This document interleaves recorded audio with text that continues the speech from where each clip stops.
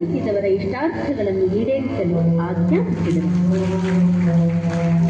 ಕಾಕಟಕಿಯಲ್ಲಿ ಗುರು ಮಲ್ಲಾರಾಧ್ಯರು ಶಿಷ್ಯನನ್ನು ಕರೆದು ತನ್ನ ಈ ಪೀಠದ ಮೇಲೆ ಕೂಡುವ ಯೋಗ್ಯತೆಯುಳ್ಳವರು ಮಠದ ಅಧಿಕಾರವನ್ನು ವಹಿಸಿಕೊಳ್ಳಿ ಎಂದು ಹೇಳಿ ಜೋಳದ ಕಾಳುಗಳನ್ನು ಪೀಠದ ಮೇಲೆ ಹಾಕಲು ಅವು ಹರಳುಗಳಾದವು. ಇದನ್ನು ಕಂಡು ಯಾರೂ ಮುಂದೆ ಬರಲಿಲ್ಲ. ಕೋರಿ ಸಿದ್ದೇಶ್ವರ ತಮ್ಮ ಅಪ್ಪಣೆಯಾದರೆ ಕುಳಿತುಕೊಳ್ಳುವೆನು ಎಂದು ಹೇಳಲು ಇಂದಿನಿಂದ ನೀನೇ ಈ ಮಠಕ್ಕೆ ಅಧಿಪತಿ ಎಂದು ಸಾರಿದರು.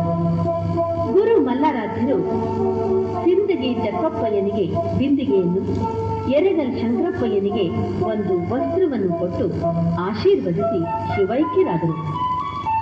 ಗುರುವಿನಿಂದ ಅಪ್ಪಣೆಯನ್ನು ನೀನು ಪಡೆಯುತ್ತ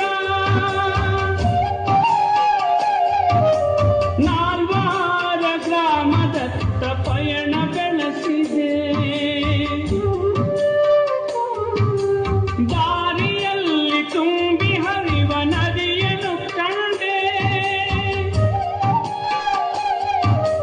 ಕಂಬಳಿಯನ್ನು ನೀರ ಮೇಲೆ ಹಾಸಿ ದಾಟಿದೆ.